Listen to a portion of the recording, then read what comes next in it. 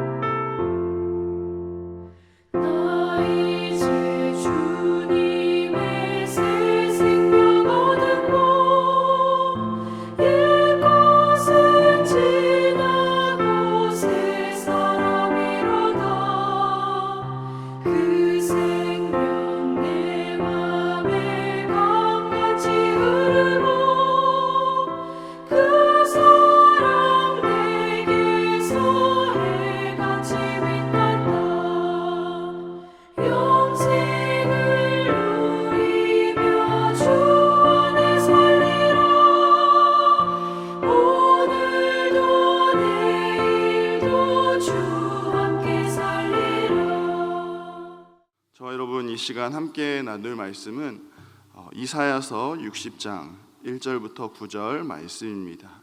구약성경 1040페이지에 있는 이사야서 60장 1절부터 9절까지 한 절씩 교독하시고 마지막 절 함께 읽도록 하겠습니다.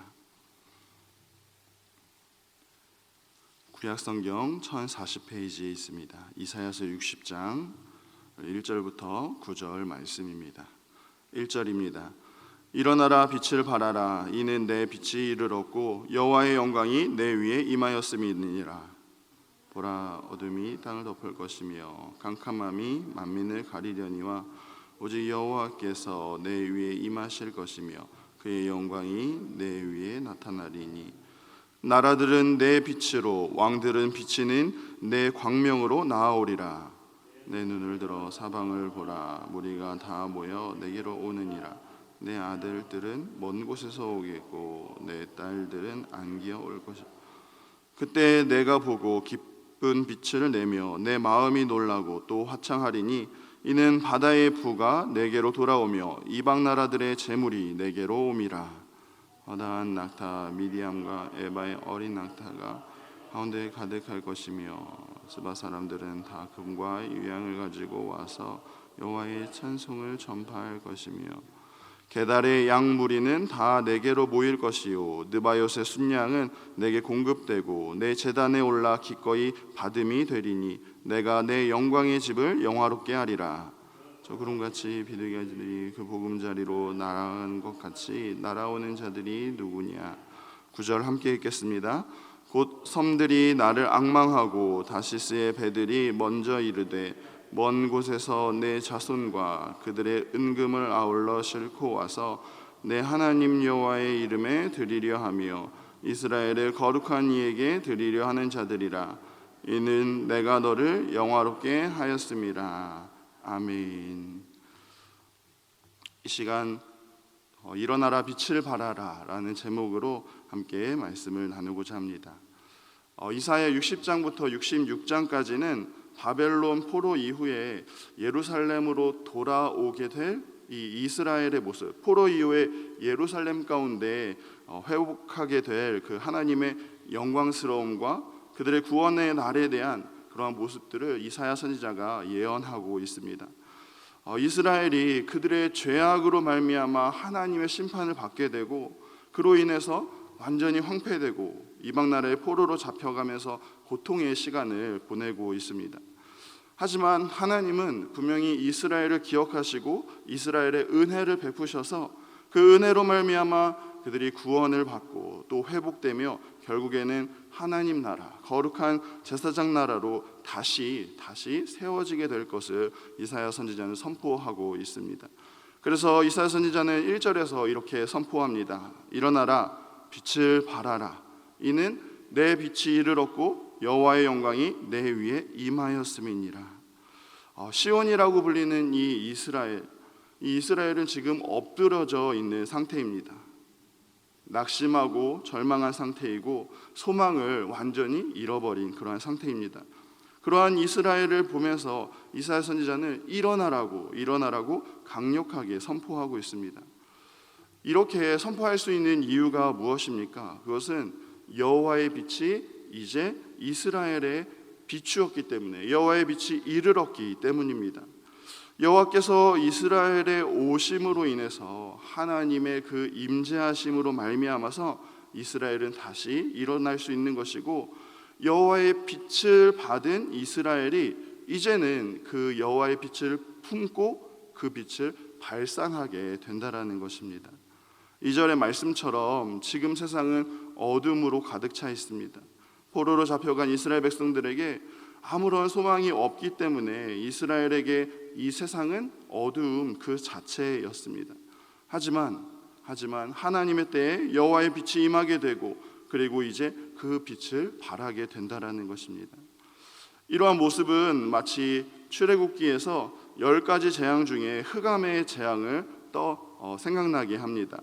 하나님의 심판으로 인해서 흑암이 온 애굽 땅에 임하게 되었지만, 하나님은 그때 이스라엘을 구분하셔서 이스라엘이 거주했던 고센 땅에는 빛이 있었더라, 이렇게 말씀하고 있습니다. 그러니까 하나님의 오심, 하나님의 임재로 말미암아서 하나님의 백성과 세상 사람들 사이에는 분명한 구분점이 생기게 되는 것이고, 빛과 어둠이라는 극명한 대조가 일어나게 된다라는 사실입니다. 그리고 이러한 구별됨 속에서 수많은 이방 나라들, 어둠 가운데 있는 이방 나라들은 이 이스라엘에 비추는 그 빛을 보고 그 빛을 비추는 이스라엘 향해서 그 빛을 향해서 나아오게 된다라는 것이죠. 근데 여기서 한 가지 특이점은 무엇이냐면, 이방 나라들이 이 빛을 향해서 모이기 시작하는데 그냥 빈손으로 이스라엘을 향해서, 예루살렘을 향해서 나오는 것이 아니라 바다의 부, 이방 나라들의 그 모든 재물들까지 함께 따라오게 된다라고 말씀합니다. 이방 나라들의 침략으로 인해서 모든 것들을 잃어버린 이스라엘의 지금 현재 상태입니다. 그 당시 또 남유다는 신흥 강대국인 바벨론과 또 이집트 그리고 아수르 사이에서 과연 어느 편에 서야 될지, 어느 줄을 서야 될지 고민이 많았습니다. 하지만 이사야 선지자는 이렇게 혼란스럽고 어려운 때에 그 세상 어느 편, 어떤 세상이 줄을 서는 것이 아니라 여호와께서 임재하시면 그로 말미암아서 빛을 발하게 되고, 그 잃어버렸던 모든 것들이 다시 이스라엘로 돌아오게 된다라고 선포하고 있는 것이죠. 그러니까 하나님의 임재로 인한 회복은 완벽한 회복이 이루어지게 된다라고 선포하고 있는 것입니다. 뿐만 아니라 4절 이하의 말씀을 보시면 아들들과 딸들, 포로로 잡혀갔던 그들이 다시 평안하게 돌아오게 된다라고 말씀합니다. 여호와께서 임재하시면 잡혀갔던 자녀들이 이스라엘로, 예루살렘으로 다시 돌아와서 하나님의 백성으로 다시 세워지게 된다라는 것이죠. 5절에서도 바다의 부와 이방 나라들의 재물이 다시 돌아오게 되고, 6절에서는 미디안과 에바의 허다한 그런 어린 낙타들, 스바 사람들의 금과 유향이 돌아오게 된다고 말씀합니다. 7절에서도 게달의 약물이, 느바요의 순양이 돌아오게 된다고 말씀합니다. 하나님의 심판으로 말미암아서 빼앗겼던 그 모든 것들이 이제는 하나님의 임재로 말미암아 하나님의 빛으로 인해서 다시 다 회복되게 된다는 것이고, 특별히 솔로몬 때의 가장 부강하고 부귀한 모습으로 다시 회복될 것을 말씀하면서 하나님의 임재로 인한 이스라엘의 회복은 이만큼 완전한 회복이 이루어질 것임을 말씀하고 있는 것입니다. 근데 여기서 중요한 사실은 무엇입니까? 이렇게 회복되는 모습이 과연 무엇을 위한 회복입니까? 6절 마지막 부분에 보시면 여호와의 찬송을 전파할 것이며, 7절 마지막 부분에서도 내가 내 영광의 집을 영화롭게 하리라. 9절 말씀에서도 먼 곳에서 내 자손과 그들의 은금을 아울러 싣고 와서 내 하나님 여호와의 이름에 드리려 하는 자들이라 말씀합니다. 이전에 이스라엘 백성들은 자신의 정욕, 자신의 유익을 위해서, 자신의 안전을 위해서 이방 나라들에게 제물을 바치기도 하고, 또한 우상을 섬기고 우상에게 자신의 그런 안전을 위해서 제물들을 바쳤습니다. 하지만 결국 이러한 모습들로 인해서 하나님의 심판을 받고 이스라엘을 영화롭게 했던 그러한 모든 것들을 빼앗기고 말았습니다. 하지만 이제 하나님은 이 이스라엘을 위해서가 아니라 자신의 영광을 위해서, 하나님 자신의 영광을 위해서 그러한 모든 것들을 다시 회복시키시는 것이고, 하나님의 이름과 하나님의 영광이 드러나도록 이스라엘을 사용하신다라고 말씀하고 있는 것입니다. 그렇기 때문에 하나님의 임재로 인한 이 회복은 이스라엘의 번영이나 이스라엘의 유익을 위함이 아니라 이스라엘 동안 하나님의 영광을 위함이라는 사실을 우리는 알 수 있습니다. 이렇게 하나님이 이스라엘을 회복시키시고 구원하시는 것이 자신의 영광이고 하나님의 주권임을 말씀하고 있는데, 이 로마서 11장에서도 바울은 똑같이 이렇게 고백합니다. 이는 만물이 주에게서 나오고 또 주로 말미암고 주에게로 돌아감이라. 그에게 영광이 세세 있을지어다. 사랑하는 성도 여러분, 이스라엘이 하나님의 진노로부터 벗어날 수 있는 유일한 길이 무엇입니까? 그것은 하나님께서 그의 진노를 친히 돌이키셔야만이 그의 심판과 진노에서 벗어날 수 있습니다. 마찬가지로 이스라엘이 하나님의 백성으로서의 그 모습을 회복하는 유일한 방법은 하나님의 임재하심에 달려 있다라는 사실입니다. 이러한 사실은 이스라엘뿐만 아니라 이 시대를 살아가는 우리 그리스도인들에게도 마찬가지입니다. 우리가 어려운 이 시기를 이겨낼 수 있는 유일한 방법은 하나님의 임재뿐인 것이고, 하나님께서 우리 인생에 개입하시는 그 방법뿐이라는 것이죠. 그리고 중요한 사실은 이렇게 이스라엘을 회복시키시고 또 우리를 회복시키시겠다는 이 하나님의 약속이 바로 어제 우리가 성탄을 기억하고 축하한 것처럼 그리스도께서 이 땅에 오심으로 그 빛이 비추게 되었고, 또 우리의 삶에 그 빛으로 인해서 회복이 일어나게 되었다라는 사실입니다. 이 땅에 생명의 빛으로 오신 그리스도로 말미암아서 이제 우리는 하나님의 회복하심을 경험하게 되는 것이고, 하나님의 위로와 또 날마다 주시는 새 힘을 경험할 수 있게 되었다라는 사실입니다.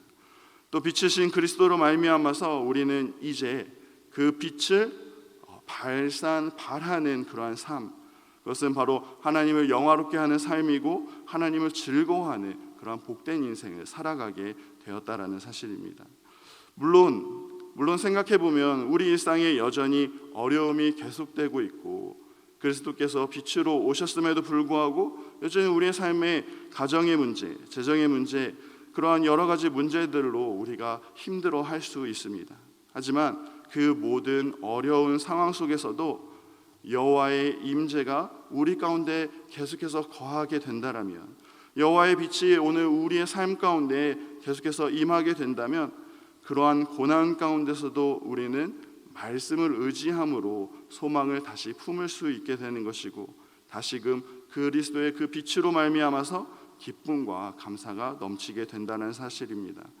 우리의 상황은 여전하지만, 우리의 그 어려움들은 여전하지만 회복시키실 하나님으로 인해서 우리의 마음과 또 우리의 몸과 우리의 행동과 삶이 달라지게 된다는 사실입니다. 사랑하는 성도 여러분, 생명의 빛이신 그리스도께서 우리에게 찾아오셨습니다. 우리의 삶에 찾아오신 것입니다. 오늘 하루도 빛으로 찾아오신 그리스도의 임재를 경험하시고 그리스도의 임재로 인한 그 회복을 경험하는 복된 우리의 삶이 되기를 간절히 소망합니다. 더 나아가서 우리를 통해 빛으로 오신 그리스도를 세상 가운데 드러내는 저와 여러분 다 되시기를 간절히 소망합니다. 기도하시겠습니다. 사랑하는 하나님, 하나님이 우리에게 찾아오시기 전에는 우리의 삶이 어둠 그 자체였음을 고백합니다. 그 무엇도 우리에게 소망을 줄 수 없었음을 고백합니다. 하지만 빛이시고 소망 되시는 하나님께서 친히 우리에게 찾아와 주시고 우리를 회복해 하시니 감사를 드립니다.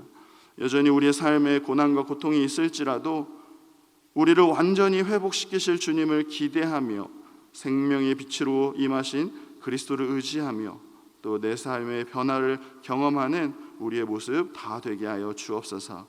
오늘도 우리의 삶에 개입하시고 간섭하셔서 하나님의 영광을 드러내실 하나님께 온전히 감사를 드리오며 살아계신 예수님의 이름으로 기도합니다.